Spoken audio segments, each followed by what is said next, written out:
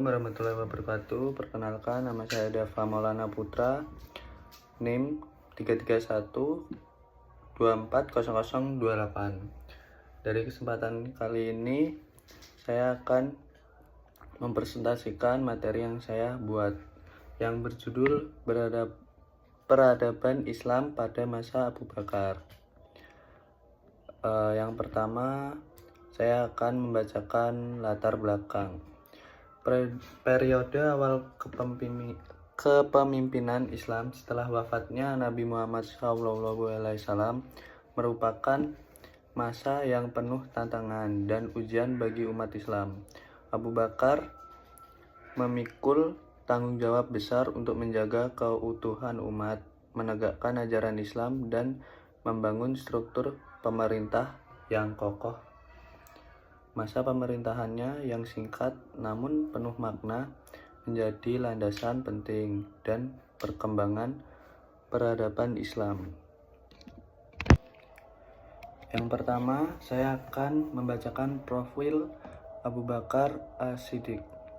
Nama asli dari Abu Bakar adalah Abdul Ka'bah, yang merupakan keturunan keluarga kaya Bani Taim dari suku Quraisy yang lahir di kota Mekah pada sekitar tahun 573. Ayahnya bernama Abu Quhafah Utsman, sedangkan ibunya bernama Salma binti Sakhar. Sejak kecil Abu Bakar sering menghabiskan waktunya dengan bermain bersama unta dan kambing. Karena memang sangat menyukai kedua hewan tersebut, karena kesukaannya pada unta, ia mendapatkan julukan sebagai Abu Bakar, yang berarti bapak anak unta. Ketika berumur sekitar 10 tahun, ia ikut sang ayah pergi ke Suriah untuk berdagang, yang telah menjadi tumpuan kehidupan ekonomi keluarganya. Yang kedua, kondisi politik dan sosial pada Abu Bakar. Setelah wafatnya Nabi Muhammad SAW pada tahun 632 Masehi, umat Islam mengalami keguncangan besar, baik secara spiritual atau politik.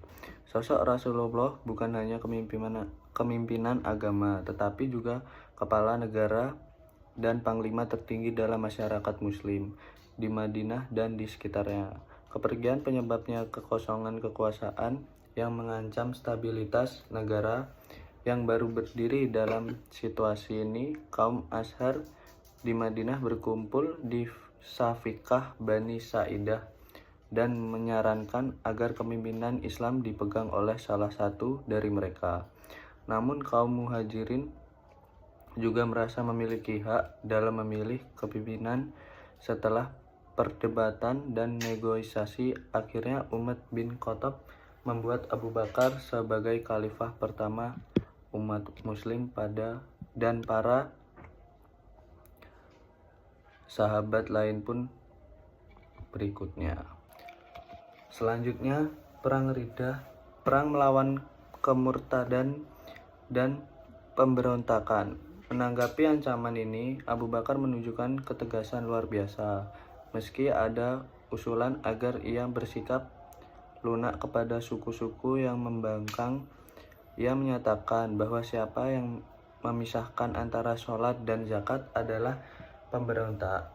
Ia berkata, "Demi Allah, aku akan memerangi siapapun yang membedakan antara sholat dan zakat, sebab zakat adalah hak harta." Dengan keteguhan itu, Abu Bakar mengirim sejumlah pasukan ke berbagai wilayah yang dipimpin oleh sahabat-sahabat besar seperti Khalid bin Walid, Ikrah bin Abi Jahl, dan lain-lainnya. Konflik ini dikenal sebagai Perang Riddah, yang berhasil mengalahkan nabi-nabi palsu dan menundukkan kembali suku-suku pembangkang. Yang ketiga, kebijakan-kebijakan strategis Abu Bakar dalam membangun peradaban Islam. Perluasan daulah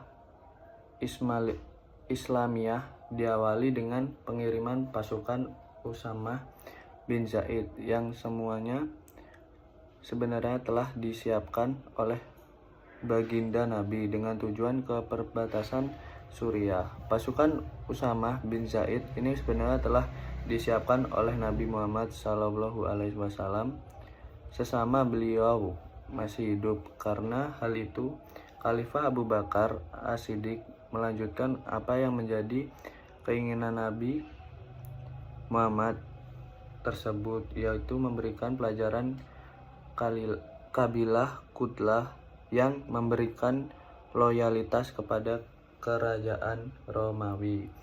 Walaupun hal ini mendapatkan banyak tantangan dari kaum muslimin, khususnya sahabat Umar bin Khattab, karena masih labilnya keadaan politik di masa peninggalan Nabi SAW, Khalifah Abu Bakar As-Siddiq memberangkatkan sendiri pasukan di bawah kepemimpinan Usamah bin Zaid dan pemerintah pasukan cadangan untuk menjaga pintu masuk kota Madinah.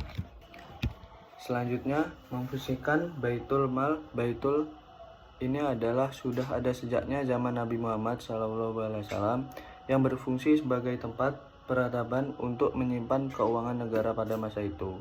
Pengaturan Baitul Mal sangat fleksibel dan tidak terlalu birokratis. Hanya saja pengawasan terhadap pengelolaan harta Baitul Mal sangat ketat sehingga sulit melakukan penyimpangan. Baitul Mal pada masa inilah nantinya merupakan cikal bakal perkembangan lembaga keuangan yang dikelola oleh negara dalam Islam. Pengelola harta Baitul Mal Abu Bakar dihadapkan pada masalah keenggangan kaum muslimin membayar zakat, padahal zakat merupakan sumber utama pemasukan Baitul Mal pada waktu itu. Selanjutnya, pendirikan lembaga peradilan. Dari beberapa sumber diketahui bahwa pada masa Khalifah Abu Bakar, lembaga peradilan dipimpin oleh sahabat Umar bin Khattab. Namun selama itu hanya terdapat 2 orang yang berselisih dan mengadukan permasalahannya kepada Umar karena beliau dikenal dengan ketegasannya yang dimilikinya. Yang keempat, wafatnya Abu Bakar As-Siddiq. Pada tahun 13 Hijrah atau 22 Agustus 634 Masehi, Abu Bakar jatuh sakit yang berlangsung selama beberapa hari.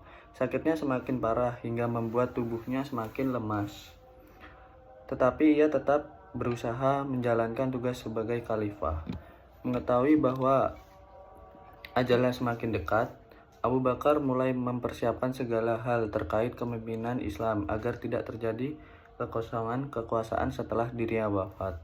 Sebelum wafat, Abu Bakar berwasiat agar dirinya dikafani dengan pemakaian yang Asma binti Usmais dan anaknya Abdur Rahman dalam kondisi yang semakin melemah. Abu Bakar tetap memikirkan sejahtera umat Islam. Ia memerintahkan agar harta benda yang pernah digunakan sebagai khalifah dikembalikan ke Baitul Mal. Hal ini menunjukkan bahwa ia ingin meninggalkan dunia dalam keadaan bersih tanpa memiliki hak duniawi yang belum terselesaikan. Sekian presentasi dari saya. Bila ada kesalahan mohon dimaafkan. Wassalamualaikum warahmatullahi wabarakatuh.